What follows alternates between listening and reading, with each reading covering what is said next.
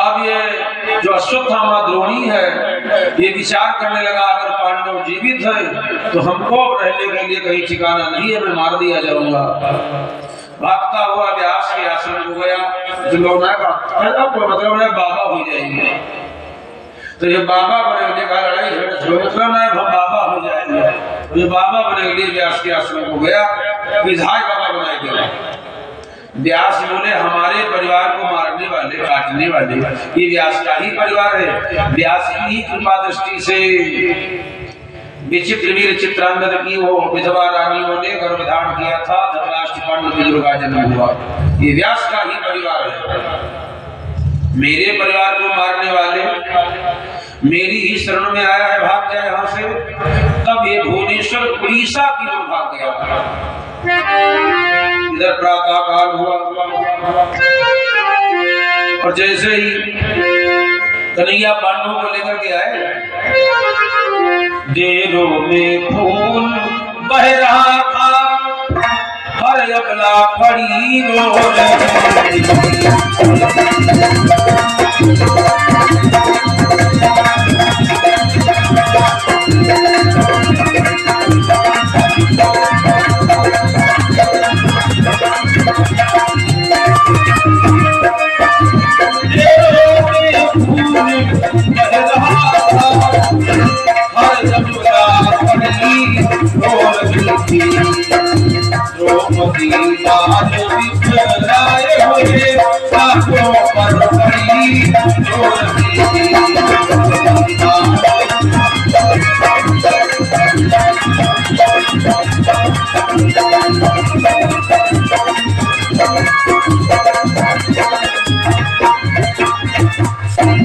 देरों में खून बह रहा था, हर अबला खड़ी रो रही थी, हाहाकार मचा हुआ है,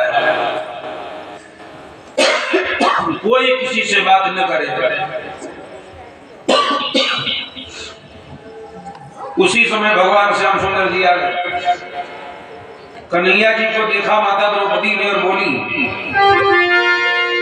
मोहन के आपे ही बोली नटवर आओ बेबारी।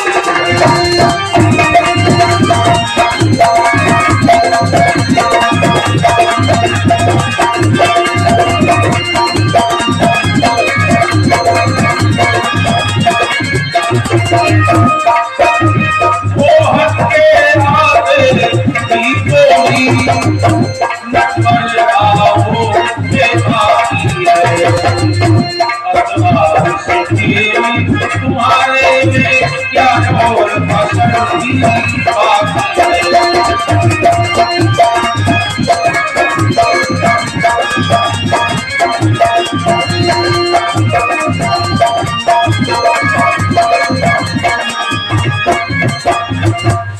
मोहन के आते ही बोली नटवर आओ बेबाकी है, तुम्हारी जो शेष लीला रह गई है उसको भी पूरी कर लो।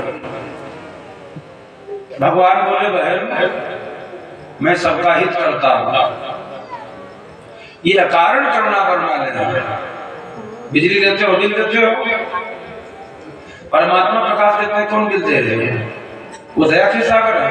प्रभु ने कहा मैं सबका हित करता हूं, और तुम्हारी ये भावना है।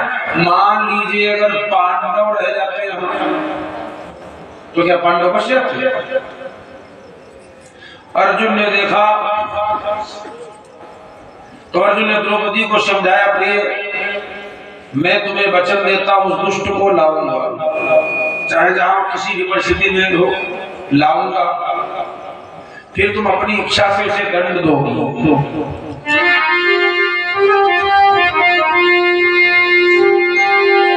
अर्जुन कन्हैया जी से बोले चलो चलो चलो, रथ लेकर के नंदी घोष चल दिए, उसी दिशा में रथ जा रहा है जहां ये द्रोणी भुवनेश्वर की भागता जा रहा था। प्रभु ने कहा यही अश्वत्थामा है, इसी ने तुम्हारे पुत्रों का वध किया है। अर्जुन ने ललकारा, मुठभेड़ जब हुई तो उसने जब अर्जुन को देखा तो अपने धनुष पर ब्रह्मास्त्र रखा, इसको चलाना आता है, किंतु वापस करना नहीं आता है। हमारे यहाँ कैसा विज्ञान था, महाभारत के युद्ध से पिछड़ गए हो, बाण चलाए जाते थे और मान लीजिए 1000 मीटर बाण चला गया और फिर इच्छा नहीं ये नहीं चलाऊंगा, तो मंत्र का प्रयोग करके बाण वहीं से वापस कर लिया जाता था। जैसे बंदर है, बंदर अगर मूड बनाए इस छत से इस छत पर कूदना है, तुम्हारे यहाँ तो बंदर है, भगवान कृपा है, आपने भाग्यशाली खूब दुनिया चमकाओ। बंदर अगर मूड बनाएंगे कि छत से उछल जाए और तुम बीच में हल्ला मचाए लहर, तो बंदर पीछे घूम ले, न कोई रोड है न कोई लाइन है। ऐसे ही बाण जब चलाए गए, इच्छा नहीं है तो वापस कर ली जाती है। छन महु प्रभु के सहायक, काटे विकट पिशाच, ते पुनि फेर निसंग महु प्रभु से सब नाराज। महाराज द्रोणाचार्य जी अर्जुन को जिस समय ट्यूशन पढ़ा रहे थे, जो यह ट्यूशन का कार्य है मास्टर साहब, ये द्रोणाचार्य की परंपरा है। इंटरवल जो है ये द्रोणाचार्य जी की परंपरा है। क्यों ऐसा था? अपमान का बदला लेने के लिए उन्होंने अर्जुन को ट्यूशन पढ़ाया। महाभारत में प्रसंग आया है आदि पर्व में, द्रोणाचार्य और द्रुपद एक ही पाठशाला में भगवान परशुराम जी के आश्रम में पढ़ते थे। बहुत बार द्रुपद ने कहा जब मैं राजा बन जाऊंगा तो तुमको आधे सिंहासन पर बिठाऊंगा। राजा बनने के बाद द्रोणाचार्य एक बार गाय मांगने गए, उसने अपमान कर दिया, बोला राजा गण की कोई दोस्ती नहीं होती, भाग जाओ।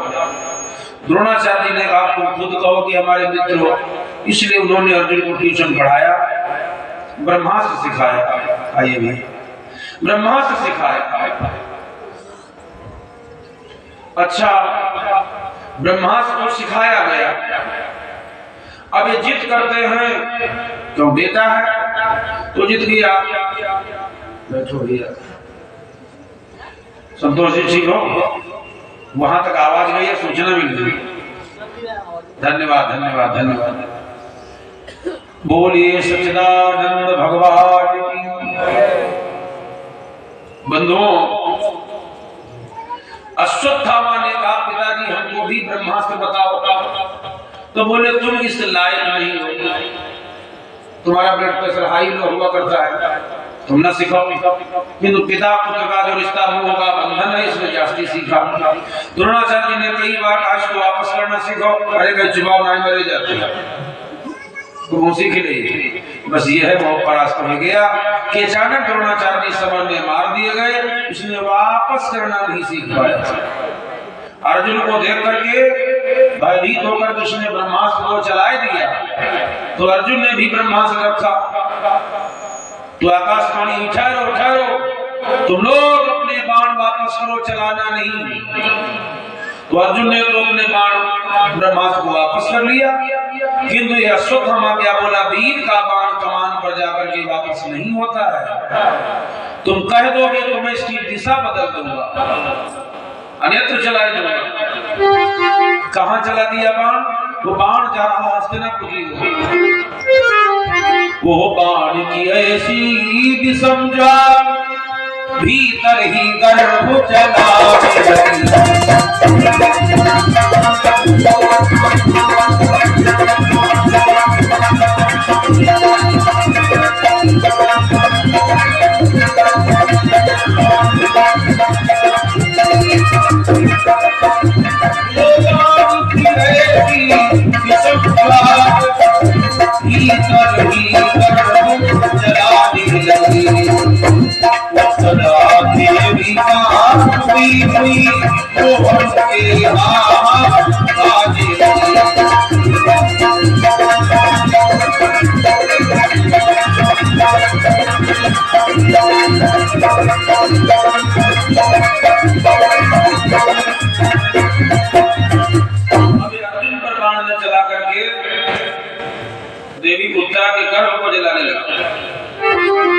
देवी चिल्लारी पाहि पाहि महायोगे देव देव जगतपते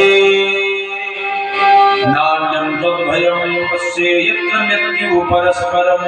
हे भगवान, मेरे प्राण क्यों न चले जाए, किंतु हमारे संतान को आप बचा दीजिए महाराज।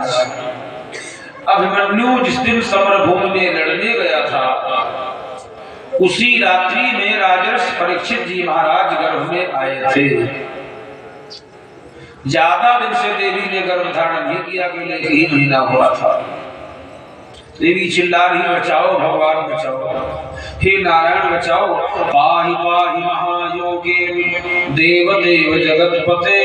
परमात्मा क्या नहीं जानता है, जग पे खन तुम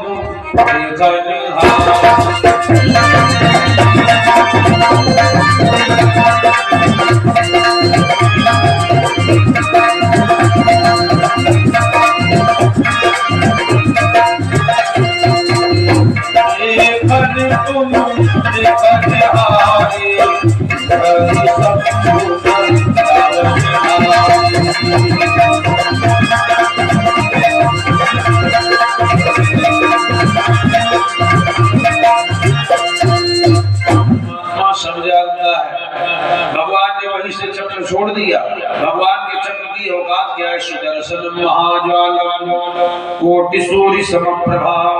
भगवान का जो सुदर्शन चक्र है, उसमें करोड़ों सूर्य के समान तेज है। 1000 आरी लगी है। पृथ्वी पर बहुत सी माताएं हो गई। किसी माता ने अपने गर्भ में भगवान को धारण किया, किसी ने भक्त को धारण किया, किसी ने दैत्य को धारण किया, तो किसी ने महात्मा को धारण किया।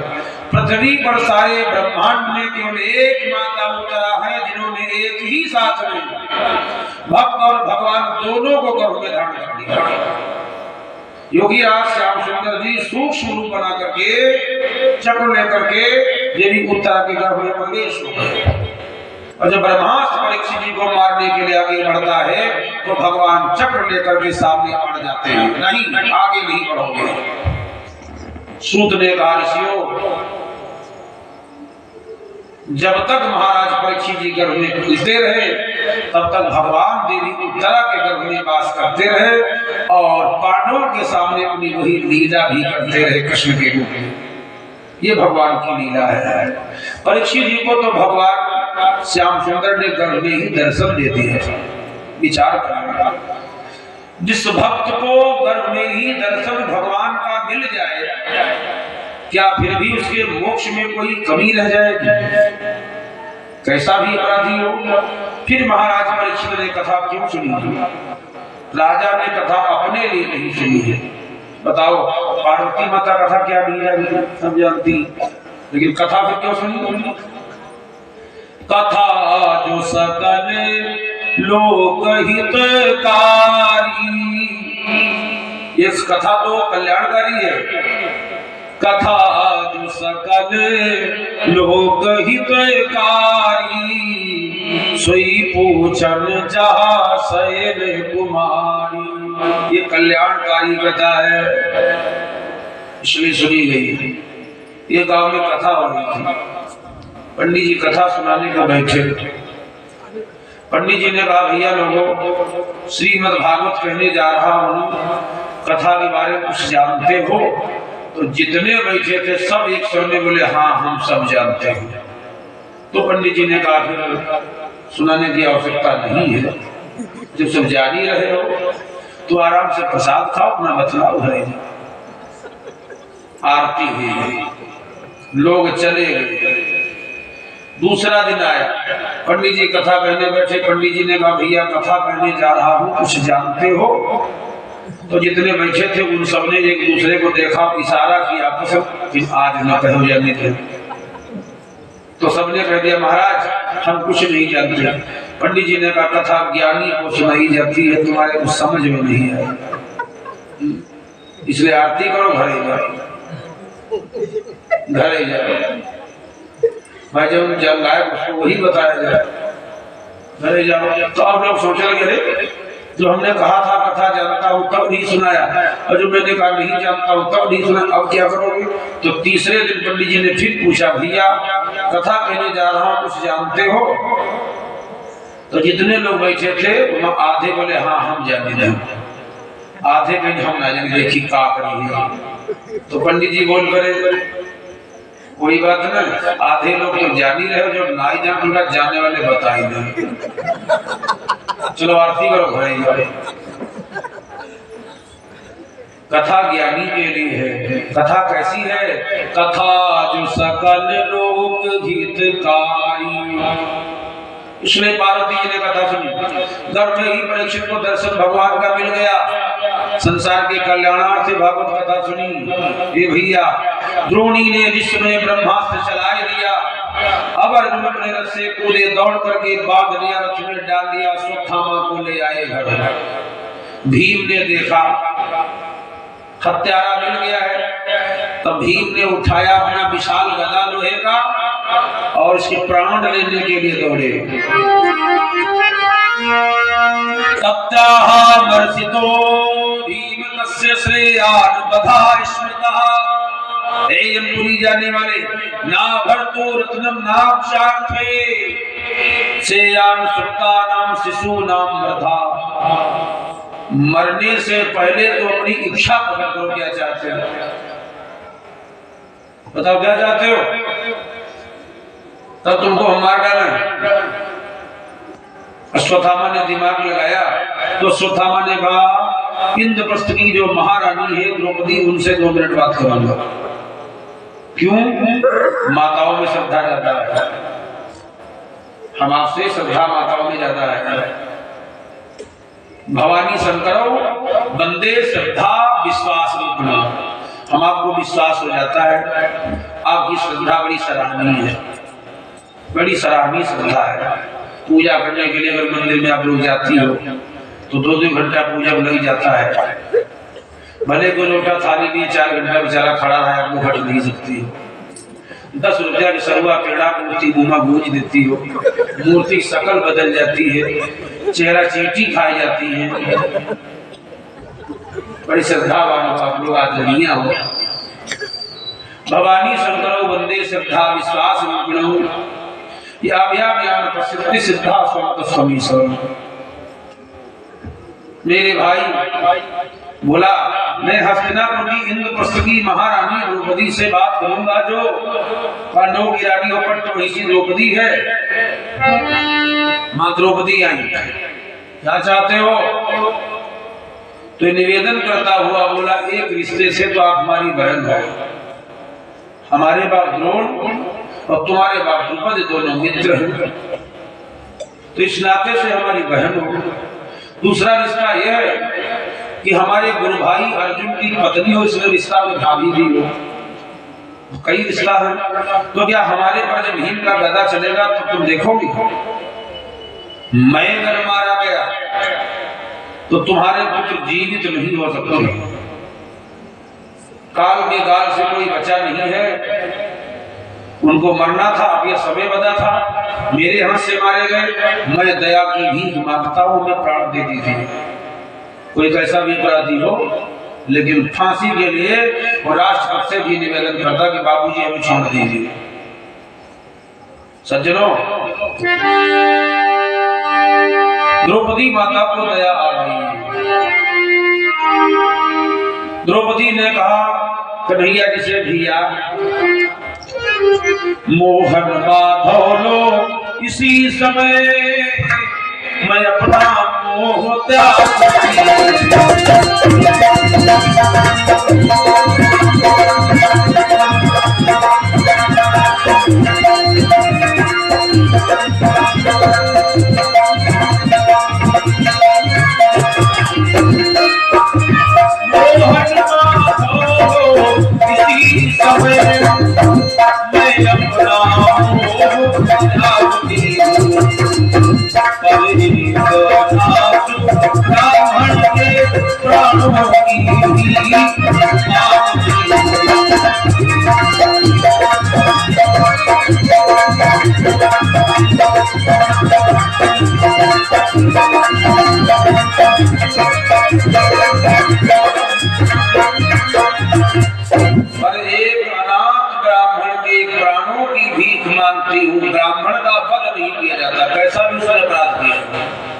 उसको अपमानित ही दंड उसको मृत्यु के बराबर होता है, इसलिए इसको छोड़ दीजिए। धर्मराज ने कहा भीम से तुम क्यों मारोगे, उसने तुम्हारे साथ क्या किया, दंड द्रौपदी देगी।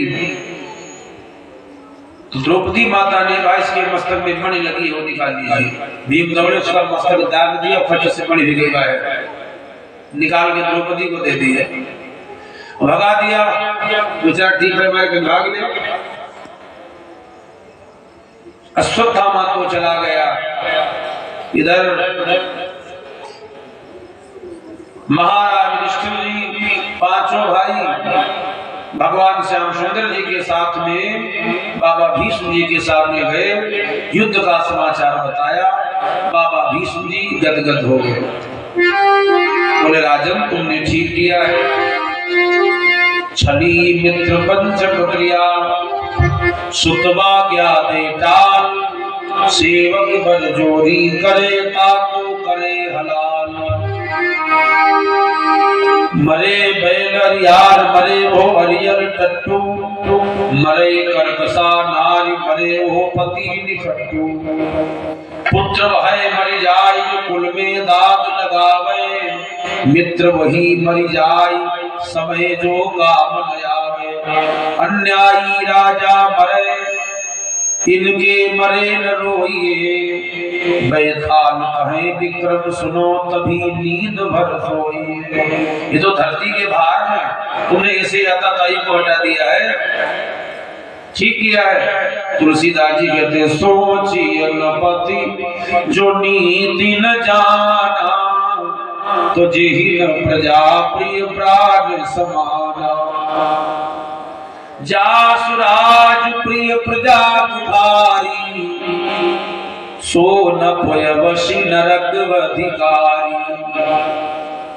जिस राजा के राज्य में प्रजा को कष्ट होता है वो राजा नरक का कामी होता है, ठीक किया है।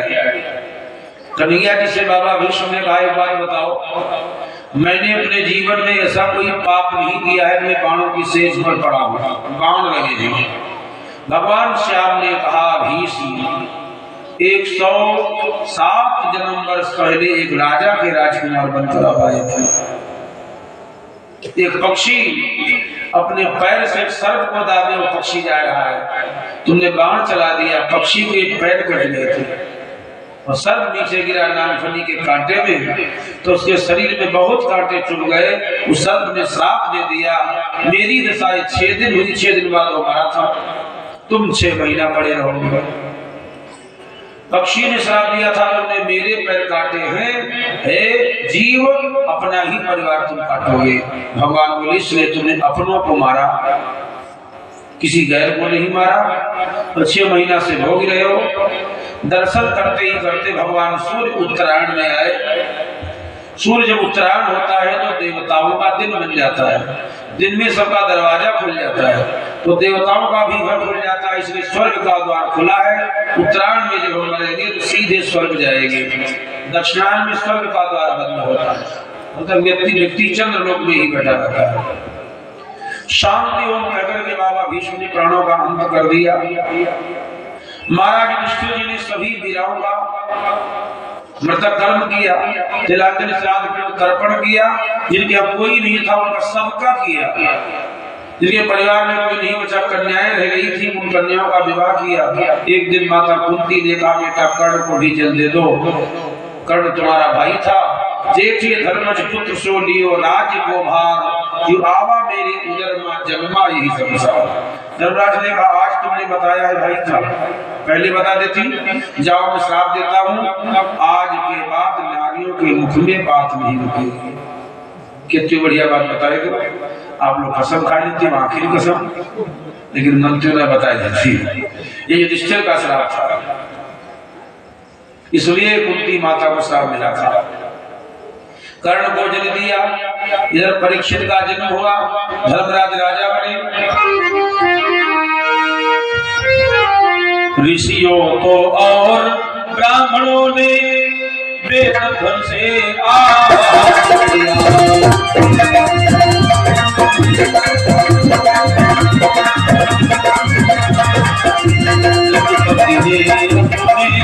आंखों